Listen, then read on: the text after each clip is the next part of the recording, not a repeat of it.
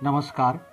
मराठी विभाग यशवंत महाविद्यालय नांदेड, इंग्रजी विभाग शिवाजी महाविद्यालय कन्नड, इंग्रजी विभाग KKM महाविद्यालय मानवत व मराठी इंग्रजी विभाग हुतात्मा जयवंतराव पाटील महाविद्यालय हिमायतनगर यांच्या संयुक्त विद्यमाने आयोजित अभिरुची संवाद या उपक्रमाच्या 9व्या भागात आपले मनपूर्वक स्वागत. आज आपल्याशी अभिनय तसेच दिग्दर्शनाच्या क्षेत्रात स्वतःला सिद्ध करण्यास सज्ज असलेल्या रेणू श्रीपाद जोशी ह्या संवाद साधणार आहेत. नाटक, लघुपट तसेच चित्रपट या 3 महत्त्वपूर्ण माध्यमांशी संबंधित असलेल्या रेणू जोशी यांची या क्षेत्रातील वाटचाल कलेविषयी असलेल्या निखळ प्रेमाच्या बळावर समर्थपणे चालू आहे. राज्य नाट्य स्पर्धेत हा ब्लड फॅमिली या नाटकात त्यांनी सावित्री व नृत्यांगना या 2 भूमिका साकारल्या आहेत. तसेच साक्षात्कार या 4 अंकी नाटकाचे दिग्दर्शन व याच नाटकात त्यांनी मुख्य भूमिकाही साकारली आहे. त्याचबरोबर फुल स्टॉप लघुपटात सहाय्यक अभिनेत्री म्हणून काम केले आहे. अ गाईड या लघुपटात मुख्य अभिनेत्री म्हणून त्यांनी काम केले आहे. तसेच मंथन या लघुपटाद्वारे पटकथा, संवाद लेखिका व दिग्दर्शिका म्हणून पदार्पण करत त्यांनी मुख्य भूमिका सुद्धा साकारली आहे. प्रस्तुत लघुपटाचे काही महत्त्वाच्या लघुपट महोत्सवादरम्यान स्क्रीनिंग ही करण्यात आले आहे.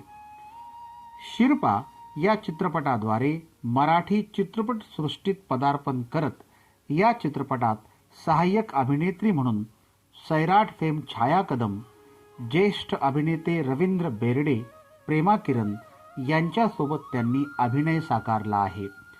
बापानं गमवलं पोरानं जमवलं या चित्रपटात मुख्य भूमिका तसेच याच चित्रपटातील सप्तसूर व मनधुंदित या गीतांद्वारे नृत्य दिग्दर्शिका म्हणून त्यांनी आपली छाप सोडली आहे.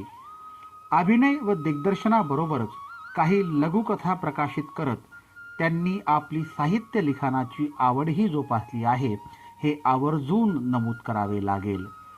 जय मल्हार शैक्षणिक व बहुउद्देशीय संस्थेचा पुण्यश्लोक अहिल्याबाई होळकर पुरस्कार अहमदनगर तसेच अखिल भारतीय श्री गुरुदेव सेवा मंडळ महात्मा गांधी शांतता सेवा पुरस्कार जळगाव या 2 महत्त्वाच्या पुरस्कारांनी त्यांना सन्मानित करण्यात आले आहे. आपल्या कर्तृत्वाच्या बळावर हक्काचे आकाश निर्माण करण्यासाठी धडपडणाऱ्या रेणू जोशी यांनी साधलेला हा संवाद आपल्याला नक्कीच आवडेल ही अपेक्षा. नमस्कार, मी रेणू जोशी. मी गेल्या 7 ते 8 वर्षापासून सिनेसृष्टीमध्ये अभिनेत्री, नृत्य दिग्दर्शिका व लेखिका म्हणून कार्यरत आहे. स्वतःबद्दल सांगायचं झाल्यास माझं माहेर हे खरंच कलेचं माहेरघर आहे असं मानायला हरकत नाही. कारण माझे आजोबा पेंटर किसनराव रत्नपारखी हे त्या काळचे उत्कृष्ट चित्रकार, गायक, वादक होते. तसेच माझ्या 3 मामांना, आईला देखील कलेची फार आवड होती. त्यासोबतच माझे जे वडील आहेत बबन महामुने, ते गेल्या 30 वर्षांपासून साहित्य क्षेत्रामध्ये काम करत आहेत, एक कवी कथाकार म्हणून. तसेच त्या काळचे ते नाट्य कलावंत म्हणून देखील होऊन गेलेले आहेत. तसेच माझे दोन्ही भाऊजी चित्रकला, शिल्पकला व संगीताशी निगडीत आहेत. त्यामुळे साहजिकच लहानपणापासून मला कलेचं वातावरण हे घरातच बघायला मिळालं. त्यामुळे आपसुकच मला कलेची ओढ लागली, आवड निर्माण झाली. माझं शिक्षण हे टेंभुर्णी म्हणजे जिल्हा जालन्यातील टेंभुर्णी येथे JBK महाविद्यालयामध्ये झालं. मला अगदी लहानपणापासून नृत्य अभिनयाची अतिशय आवड होती आणि म्हणूनच वयाच्या 6व्या वर्षापासून मी माझ्या सरांसोबत नृत्य नाट्याचे कार्यक्रम करू लागले, दौरे करू लागले. त्या दरम्यान मला त्या कलेची आवड आणखीनच निर्माण होत गेली आणि हीच आवड मला 2007चे जे जाफराबाद महोत्सव झालं होतं, ज्यामध्ये मी पिकल्या पानाचा देठ किंवा हिरवा ही लावणी सादर केली होती आणि तिथे मी पहिल्या पुरस्काराची मानकरी ठरले होते. आणि तेव्हापासून या क्षेत्राकडे मला एक करिअर म्हणून बघण्याची एक वेगळीच आवड तयार झाली होती. पण तरी सुद्धा 12वी पर्यंत टेंभुर्णीमध्ये शिक्षण घेतल्यानंतर मी औरंगाबादला आले. इथे आल्यानंतर वडिलांच्या आग्रहाखातर मी एअर होस्टेस होण्याचं ठरवलं. माझं सिलेक्शनही झालं. पण कलेची आवड मात्र काही स्वस्त बसू देत नव्हती. अखेर मी माझ्या वडिलांना सांगून टाकलं की मला काहीही करून फक्त अभिनय क्षेत्रातच काम करायचे आहे. आणि मी त्या दृष्टीने तयारी देखील करत होते. आणि तसंच माझ्या वडिलांनी मला त्या गोष्टीसाठी सपोर्ट पण केला. त्याचवेळी ते माझ्या पाठीशी ठामपणे उभे राहिले आणि अजून आहे. औरंगाबादला असताना मी इथे बऱ्याच प्रकारचे चित्रपट, नाटक बघितले, अभ्यासले. त्या क्षेत्रातले जे काही मान्यवर आहे त्यांना भेटले, बोलले, या क्षेत्राविषयी जाणून घेतलं. तसंच नेहमीप्रमाणे स्वतःवर देखील मेहनत घेत होते. स्वतःच्या लुककडे, फिटनेसकडे, योगा, प्राणायाम, कार्डिओ, तसेच अभिनयावरती, नृत्यासंबंधित सगळ्या गोष्टींवरती मी रोज एक प्रकारचं रुटीन तयार केलेलं होतं आणि त्यावरती मी स्वतः मेहनत घेत होते. वेगवेगळे सीन घेणे, ते स्वतः जसे तसे करून बघणे, नंतर आपल्यातला काय कमतरता आहे त्या शोधणे, या सगळ्या गोष्टी करत होते. तर एकीकडे नृत्य देखील नवीन नवीन शिकत होते. त्याबद्दलची जी माहिती आहे त्याचा देखील अभ्यास करत होते. हा सगळा अभ्यास करत असताना तिथे 3 ते 4 वर्ष असून देखील पण मला पाहिजे तशी संधी काही उपलब्ध झाली नाही. अखेर वडिलांची बदली झाली आणि आम्ही हुराश्रम सारख्या, जे बुलढाणा जिल्ह्यातील अतिशय छोटंसं गाव आहे, जिथे कोणत्याही प्रकारची सुविधा उपलब्ध नव्हती, तिथे हिवराश्रम सारख्या ठिकाणी आम्ही राहायला आलो. तिथे आल्यानंतर मात्र मी अतिशय नर्वस झाले होते. असं वाटलं की यार, औरंगाबाद सारख्या ठिकाणी, जे शहर असून तिथे माझं काहीही झालं नाही 3 ते 4 वर्षांमध्ये, एकही संधी पाहिजे तशी उपलब्ध झाली नाही. मग हिवराश्रम सारख्या ठिकाणी माझं काय होणार, म्हणून मी अतिशय नाराज झाले होते. पण त्याचवेळी मला माझ्या भावाने समजावून सांगितलं, हे बघ, तू फक्त तुझ्या कामावरती मेहनत घेत राहा, तू नेहमी तयार राहा. जर का खरंच तुझ्या काही नशिबात असेल तर तुला त्या कामाच्या पाठीमागे भागण्याची अजिबात गरज नाहीये. उलट तेच काम एक दिवस तुझ्यापर्यंत येईल. आणि झालंही तसंच. तिथे गेल्यानंतर 15 दिवसांनी तिथे एका ठिकाणी बापांना गमवलं पोरांना जमवलं या चित्रपटाचं ऑडिशन होतं. या ऑडिशनची मला अजिबात काही कल्पना नव्हती. पण गावातल्या लोकांनी कुणीतरी सांगितलं की ते चांगले काशी आर्टिस्ट राहते, जमलं तर तुम्ही प्रयत्न करून बघा. आणि तो माणूस माझा शोध काढत काढत माझ्या घरापर्यंत आले. त्यांनी मला बघितलं आणि त्यांना असं वाटलं मी त्या कॅरेक्टरसाठी फार फिट आहे. त्यांनी फक्त मला म्हटलं की तू ऑडिशन दे. आणि ठरल्याप्रमाणे मी ऑडिशन दिलं. ज्या आयुष्यामध्ये मी कधीच कोणत्या प्रकारचं ऑडिशन काय असतं, कसं द्यायचं, ज्याची मला अजिबातच कल्पना नव्हती, तरी देखील मी ते ऑडिशन दिलं. फक्त एवढंच ठरवून की तुला खरंच काही बनायचं असेल तर हीच तुला संधी आहे त्याकडे वळण्याची. जर का तुझ्यामध्ये जर का तसं काही वाटत नसेल किंवा आणखी काही, तर तुझी ही लाईफ बघ. आणि हे जर का तू सक्सेस जर का झाली आपल्या ऑडिशन मध्ये, तर त्याच्यानंतरची लाईफ बघ. तर मला अपेक्षित होती त्या ऑडिशन मध्ये सिलेक्ट होणं आणि त्याच्यानंतरची लाईफ मला अपेक्षित होती. आणि त्यासाठी मी मनाने अतिशय मन लावून ऑडिशन दिलं. आणि पहिल्याच प्रयत्नामध्ये, पहिल्याच ऑडिशन मध्ये माझी त्या चित्रपटासाठी मुख्य भूमिका म्हणून निवड झाली. तसेच नंतर त्याच चित्रपटातील सप्तसूर आणि मनधुंदीत या 2 गाण्यांची जबाबदारी ऐनवेळी माझ्यावर आली. आणि त्या गीतांचं मी नृत्य दिग्दर्शन केलं पहिल्या वेळेस. आणि नकळतपणे एक नृत्य दिग्दर्शिका म्हणून देखील या क्षेत्रामध्ये पदार्पण केलं. अभिनय आणि नृत्य दिग्दर्शन या गोष्टी सुरू असतानाच त्याच्यानंतर मला एक शिरपा नावाचा चित्रपट मिळाला, ज्यामध्ये मला रवींद्र बेर्डे यांच्या सुनेची भूमिका निभावायला मिळाली. ज्यामध्ये सैराट फेम, छाया कदम, प्रेमा किरण या दिग्गजांसोबत मला काम करण्याची संधी मिळाली. त्यामुळे मला त्यांच्याकडून बऱ्याचशा गोष्टी शिकायला मिळाल्या, ज्या मला आजही उपयोगात येतात. आणि मी त्यासाठी मी स्वतःला नशीबवान समजेल की मला चांगल्या लोकांसोबत काही कळेना पण काम करण्याची संधी मिळाली. शिरपा झाल्यानंतर अगोदर बापांना गमवल्याच्या ऐवजी शिरपा हा चित्रपट प्रदर्शित झाला 2016ला. त्यामुळे माझ्या शिरपा चित्रपटाद्वारे या क्षेत्रामध्ये पदार्पण झालं. शिरपा झाल्यानंतर जवळजवळ 3 ते 4 वर्ष माझ्याकडे कोणत्याही प्रकारचं काम नव्हतं. तरी देखील माझा नेहमीप्रमाणे या क्षेत्रावर काम करणं सुरू होतं, मेहनत घेणं सुरूच होती. आणि लहानपणापासून साहित्यिक वारसा असल्याने मी लहानपणापासून एक वाचक म्हणूनही मला फार आवडायचं. कोणती कथा असो, कादंबरी असो, वाचायला फार आवडायचं. आणि त्या दरम्यान 3 ते 4 वर्ष मी सतत वाचत होते, काहीतरी करत होते. त्यामधनं मला नवीन नवीन संकल्पना सुचायला लागल्या.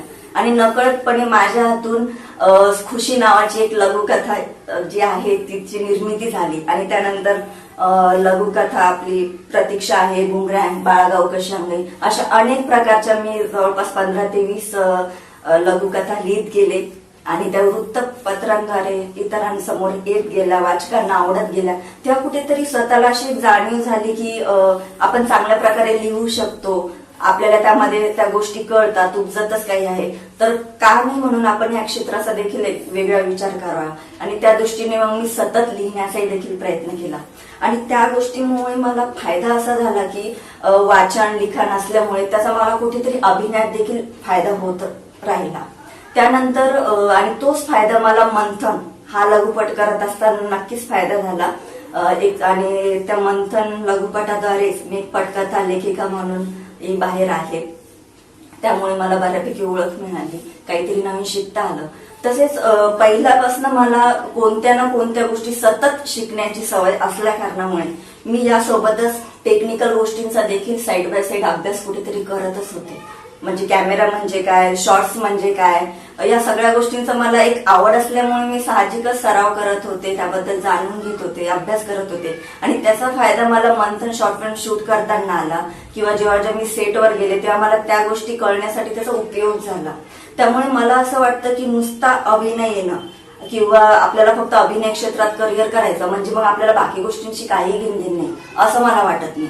उद्या जर तुम्हाला चांगला अभिनेता बनायचं असेल तर तुम्हाला या क्षेत्रातील प्रत्येक गोष्टीचं किमान बेसिक नॉलेज तरी असणं फार महत्वाचं ठरतं. आजच्या घडीला चित्रपट, मालिका, नाटक या सर्वांचं स्वरूप फार बदलत चालत आहे. तसंच या प्रकारचे जे चांगले कॅरेक्टर आहे किंवा जे चांगली भूमिका करू शकतात अशांची मागणी फार आहे. याचाच अर्थ तुम्हाला त्या प्रकारची संधी देखील जास्तीत जास्त उपलब्ध होत आहे. तसेच आज वेगवेगळ्या प्रकारचे चॅनल सुरू झालेले आहेत ज्यामधनं तुम्हाला आणखी संधी उपलब्ध होते एक कलाकार म्हणून स्वतःला कुठेतरी प्रेझेंट करण्यासाठी. फक्त मला एवढंच वाटतं की जेव्हा तुम्हाला एखाद्या क्षेत्रामध्ये करिअर करायचं असतं त्यासाठी अगोदर आपण त्या क्षेत्रातला जो पाया असतो तो मजबूत करायला हवा, तरच तुम्ही मोठी उंची गाठू शकता असं मला वाटतं. उदाहरण घ्यायचं झालं तर अभिनय. ज्या व्यक्तीला अभिनयामध्ये फार इंटरेस्ट आहे त्यांनी स्वतःला अगोदर ओळखायला पाहिजे की नक्की आपल्याला अभिनय येतो का, आपल्या त्या गोष्टीच म्हणजे त्या गोष्टीबद्दल आपल्याला आवड आहे का, मेहनत घेण्याची तयारी आहे का. त्यासोबतच तुमचा लुक चांगला असेल, तुम्हाला अभिनय चांगल्यापैकी येतो, डान्स चांगल्यापैकी करता, पण यासोबतच तुमच्यामध्ये एक प्रकारचं वेगळेपण किंवा एक जे स्पेशल टॅलेंट म्हणतो ते आहे का हे एकदा स्वतःला एकदा ऑब्झर्व करायला हवं की खरंच आपल्यामध्ये वेगळं काहीतरी आहे का. जर तुम्हाला असं काही वाटत असेल तर त्यासाठी तुम्ही सुरुवातीला स्कूल, कॉलेज जे काही स्पर्धा होतात, नाट्य स्पर्धा, एकांकिका यामध्ये सहभाग घ्यायला हवा. यामुळे होईल काय की तुमचा जो पाया आहे तो मजबूत होतो की अभिनय काय असतो, संवाद फेक कशी करायची किंवा स्टेजवरचं नक्की काम काय असतं या सर्व गोष्टींचा अनुभव येतो किंवा एक प्रकारचं स्टेज डेअरिंग देखील तुमच्यामध्ये येतं. आणि यामध्ये जर का तुम्ही चांगले जर का काम करत गेलात तर कुठे ना कुठेतरी तुमचं नाव होईल, ओळख होईल. आणि यातूनच जेव्हा मान्यवर येतात, तुमचं काम बघतात आणि एखाद्याला जर का त्याचं काम जर आवडलं तर तुमचे जे भविष्य आहे जे तुम्हाला अभिनय क्षेत्रामध्ये काम करायचंय तो जो मार्ग आहे तो कुठेतरी सोपा होण्याचे चान्सेस असतात. जर ज्यांना शाळा किंवा कॉलेजामध्ये संधीच उपलब्ध झाली नाही किंवा त्या दृष्टीने त्यांनी काही विचार केला नाही पण कॉलेज झाल्यानंतर त्यांना मधातच असं वाटलं की आपल्याला यामध्ये काहीतरी करायचंय तर अशांसाठी पण एक साधा सोपा इलाज म्हणजे की जेवढे काही चांगले चित्रपट असतात, निवडक चित्रपट, हॉलिवूडचे असो, बॉलिवूडचे, मराठी किंवा जे प्रादेशिक भाषांमध्ये देखील अतिशय चांगल्या प्रकारचे चित्रपट आहे तर ते चित्रपट बघणं, अभ्यासणं, नक्की टेक्निकल गोष्टींचा अभ्यास करणं, एखादा कॅरेक्टर असेल त्याने ते कॅरेक्टर कोणत्या प्रकारे प्ले केलेले हे पुन्हा पुन्हा बघणं. तसेच आपण समाजात वावरत असताना प्रत्येक जो कॅरेक्टर आहे म्हणजे एखाद्याचं कॅरेक्टर आहे की तो दिसतो कसा, बोलतो कसा, तो चालतो कसा, या सगळ्या गोष्टी कुठे न कुठे समाजात वावरत असताना तुम्हाला ते ऑब्झर्वेशन करण्याची नेहमी सवय पाहिजे. आणि या क्षेत्रामध्ये तोच माणूस टिकू शकतो ज्याचं ऑब्झर्वेशन कमालीचं प्रचंड चांगलं आहे. कारण की या समाजात वावरत असताना जे काही कॅरेक्टर आपण बघतो, समजतो सगळ्या काही गोष्टी आणि जेव्हा तुमच्यावर एखादी गोष्ट करण्याची वेळ येते, एखादं कॅरेक्टर प्ले करण्याची वेळ येते त्या नकळतपणे तुम्हाला ती व्यक्ती आठवून जाते आणि त्याप्रमाणे आपण स्वतःहून त्या भूमिकेचा अभ्यास करतो. आणि ही गोष्ट तुम्हाला जेव्हा तुम्ही अभिनेता म्हणून काम करता तेव्हा फार महत्वाची ठरते. त्यामुळे या गोष्टी करत असताना तसेच जेवढे की आपण चित्रपट बघतो त्याचे सीन घ्या, ते बघा, तुम्ही त्याप्रमाणे करण्याचा प्रयत्न करा. नंतर ते सीन जोडून तुम्ही तुमचं बघा की आपल्यामध्ये किती कमतरता आहे, आपण किती पाण्यात आहोत, ते तुम्हाला बघितल्यानंतर तुम्हाला तुमचंच कळेल. त्यासाठी तुम्हाला तिसऱ्या व्यक्तीला विचारण्याची गरज नाही की खरंच मला काय येतं किंवा नाही. जर तुम्हाला तुमच्या स्वतःच्या चुका कळत असतील तर ही सगळ्यात महत्वाची बाब आहे आणि ती कळायला देखील हवे. नाहीतर ज्या माणसाला आपलं काय चुकतं हेच कळत नाही, फक्त मला येतं, मी फार हुशार असं जो म्हणतो, किंवा मला आता बाकी काहीच करण्याची गरज नाही, मला सगळं काही येतं असं जो म्हणतो, तो जास्त काळ उंचीवर जाऊ शकत नाही असं मला वाटतं. त्यामुळे तुम्हाला एक विद्यार्थी म्हणून कुठेतरी सगळ्या गोष्टी शिकत राहणं फार आवश्यक आहे. तुम्ही किती वर्ष काम करावं, तुमचं किती वय हो, पण सारखं तुम्हाला एक विद्यार्थी म्हणून ते शिकत राहणं फार महत्वाचं ठरतं. आणि अशा प्रकारे एक अभिनेता बनण्यासाठी तुम्ही हे करू शकता.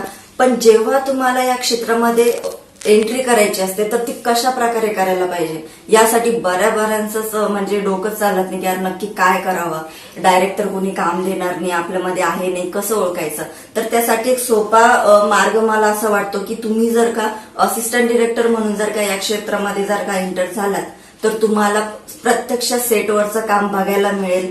नक्की कॅमेरा काय असतो, कॅमेऱ्याची भाषा काय असते, मार्किंग करणं म्हणजे काय असतं, शॉर्ट्स म्हणजे काय असतात, किंवा एखादा कॅरेक्टर असेल, अभिनेता असेल, तो एखादा कॅरेक्टर कोणत्या प्रकारे प्ले करतो, कशा प्रकारे स्वतःची म्हणजे पाठांतर करतो, संवाद घेतो, किंवा त्याची बॉडी लँग्वेज काय असेल, या सगळ्या गोष्टी तुम्हाला तिथे ऑब्झर्व करता येतात.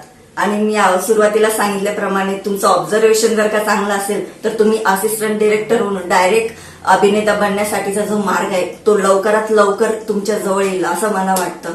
आणि या प्रकारे एक दिवस जेव्हा तुम्हाला संधी येईल तेव्हा या सर्व गोष्टींचा फायदा तुम्हाला त्यावेळेस होईल. आणि त्या संधीचं सोनं करायचं की आणखी काय हे नक्की तुमच्याच हातात असणार. आता अभिनय हे क्षेत्र झाल्यानंतरच एक नृत्य दिग्दर्शक म्हणून हे देखील करिअर फार महत्वाचं आहे. मला असं वाटतं की ज्या माणसाला नृत्याची आवड आहे, तालाचं उत्तम ज्ञान आहे, किंवा एक कल्पकता आहे, म्हणजे त्याच्या कोरिओग्राफीमध्ये दरवेळेस काहीतरी नवीन दिसेल असं काही असेल आणि मेहनत घेण्याची फार तयारी असेल तर मला असं वाटतं नृत्य दिग्दर्शक म्हणून करिअर तुमच्यासाठी नक्कीच चांगलं असू शकतं. फक्त एक सुरुवात करत असताना मला असं वाटतं की तुम्ही कुठल्या तरी 1 किंवा 2 डान्स फॉर्म मध्ये मास्टर असणं फार आवश्यक आहे. तसाच तुम्ही एक चांगला नृत्य शिक्षक असणंही महत्वाचं आहे असं वाटतं. त्यासोबतच बाकीचे जेवढे काही डान्स फॉर्म आहेत त्यासाठी म्हणजे पाश्चात्य असो, आपले फोक असो किंवा क्लासिकल असो, या सर्व डान्स किमान बेसिक नॉलेज असणं फार महत्वाचं आहे, जेणेकरून तुम्हाला कोरिओग्राफी करताना त्याचा नक्कीच फायदा होईल. सुरुवातीला तुम्ही असिस्टंट म्हणून कुणाच्याही हाताखाली एक कोरिओग्राफर म्हणून काम करू शकता, जेणेकरून तुम्हाला प्रत्यक्ष काम करण्याचा अनुभव मिळेल, काही नवीन गोष्टी शिकता येईल. आणि जर का तुमचं काम सर्वांना आवडलं तर एक दिवस जो कोरिओग्राफर आहे तो देखील स्वतंत्रपणे तुमच्यावरती जबाबदारी टाकू शकेल आणि ज्यावेळेस तुमच्याजवळ संधी येईल तेव्हा या सर्व गोष्टींचा तुम्हाला फायदा होईल. पण त्यासाठी तुम्ही कोरिओग्राफर जरी असाल तरी देखील तुम्हाला या क्षेत्रातील कॅमेराचं नॉलेज असणं महत्वाचं आहे, सिनेमॅटोग्राफी फार महत्वाची आहे. तेव्हाच तुम्हाला एक चांगला नृत्य दिग्दर्शक तिथं बनता येऊ शकतं. नृत्य दिग्दर्शकाप्रमाणे जसं मी आता पटकथाबद्दल बोलले किंवा लेखनाबद्दल बोलले, जर तुम्हाला वाचनाची प्रचंड आवड आहे आणि सर्व प्रकारचं वाचन फार आवडतं तुम्हाला आणि त्याबद्दल एखादा विषय असेल त्याबद्दल संशोधन करायला फार आवडत असेल, एखादी कथा असेल त्यामध्ये स्वतःला अगदी पूर्णपणे हे करण्याची ताकद ज्यांच्यामध्ये असेल किंवा तुमच्या लेखनामध्ये कमालीची ताकद असेल, तुमचे संवाद असो किंवा आणखी काही असो, जर तुमच्यामध्ये या क्वालिटीज जर का असतील तर मला असं वाटतं की तुम्ही चांगला कथालेखक बनू शकता.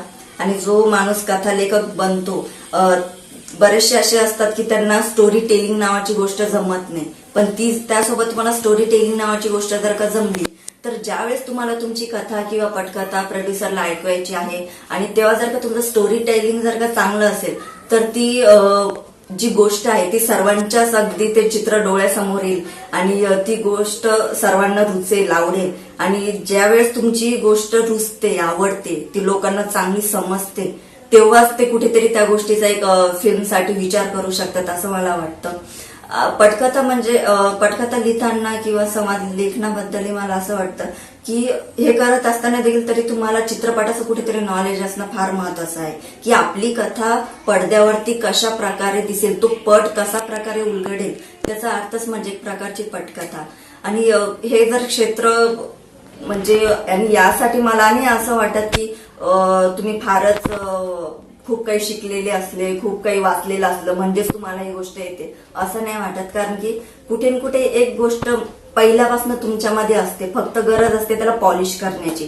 पण त्यासाठी तुमच्यामध्ये ते 1% टॅलेंट असणं फार आवश्यक असतं. मग भले ते अभिनयाचं असो, डान्सचं असो किंवा रायटिंगचं असो. जर मला असं वाटतं की तुमच्यामध्ये ते 1% टॅलेंट आहे तर तुम्ही फक्त त्याला पॉलिश करण्यासाठी मेहनत घ्यावी असं मला वाटतं. पण जेव्हा आपल्यामध्ये एखादं टॅलेंट आहे किंवा नाहीये हे ओळखत असताना जसं आपल्याला वाटतं की आपल्याला हे येतं, आपण ओळखलं की या प्रकारचं टॅलेंट आपल्यामध्ये आहे, पण या प्रकारचं टॅलेंट आपल्यात नाहीये ही गोष्ट समजणं म्हणजे फार कठीण असतं. आणि ती जर का गोष्ट तुम्हाला समजली की नक्की आपल्याला काय येत नाही ही जर का गोष्ट समजली तर मला असं वाटतं उगीच तुम्ही चुकीच्या गोष्टींकडे वेळ घालवणार नाही, पैसा घालवणार नाही किंवा आपले जे आई वडील आहेत त्यांची मनं दुखवणार नाही. आणि कुठेतरी सक्सेस न होता अनसक्सेसफुल म्हणून मिरवण्यापेक्षा बरं आहे की ज्या गोष्टीमध्ये तुम्हाला गती आहे, ज्या गोष्टीमध्ये टॅलेंट आहे त्याच गोष्टीमध्ये तुम्ही करिअर करायला हवं असं मला वाटतं.